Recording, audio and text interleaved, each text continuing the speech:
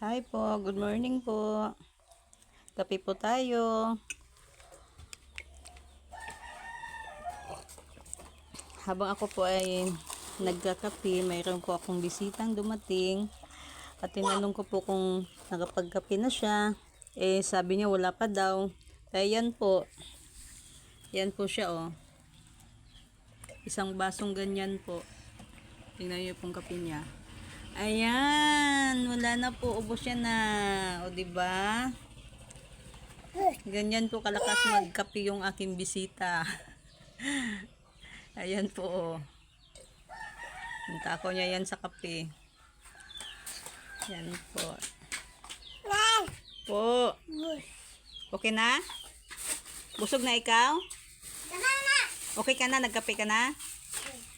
Tapos na? Ubos mo na kape mo?